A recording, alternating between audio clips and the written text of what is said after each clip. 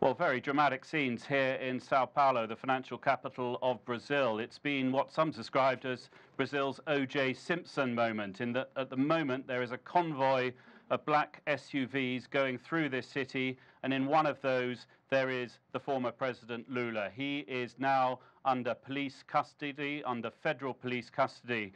It was the end of a very, very dramatic standoff here in Sao Paulo, with it looking at some stage doubtful whether the former president would actually leave. He was meant to he was put under arrest, and he was meant to report to a police station in the southern city of Curitiba at 5 p.m. yesterday, but he stayed in this metal workers union, which has been his headquarters. At one stage, he did try to leave in a vehicle, but his supporters prevented him from doing so. There then was a meeting with the federal police, and they said, look, if he doesn't go in the next 30 minutes, then we ourselves are going to go and find him effectively. And just before that final deadline expired, the former president walked out of that building and went into one of those black SUVs. Earlier in the day, he was in defiant mood. He left the building. It was a commemoration of his wife's death, and outside there were several hundred supporters, and a very defiant, as I say,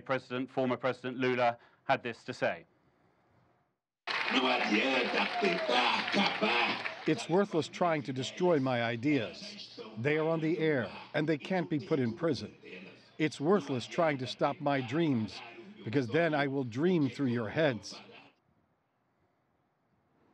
Former President Lula there speaking to his supporters earlier in the day here in Sao Paulo. Now, you could ask why all this matters. He is a former president, but he was a very, very popular president in his time, a very significant figure for the leftist movement here in Latin America. And he's not just a former president, he is also an aspiring president. He was hoping to stand in the forthcoming elections here in October in Brazil, and he was the favorite. So really an extraordinary turn of events, where a man who, if there had been election, probably would have ended up in the presidential palace next year, is now heading to a jail cell. Stephen, what is likely to happen next?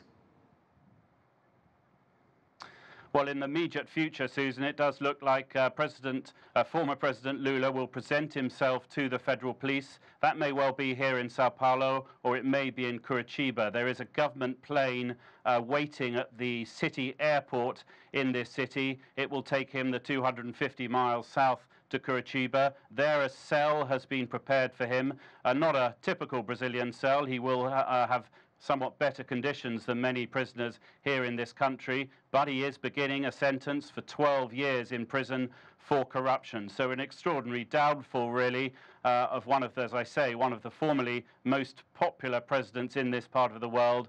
He, of course, will be trying to appeal that sentence, but in the immediate future, his future is a jail cell.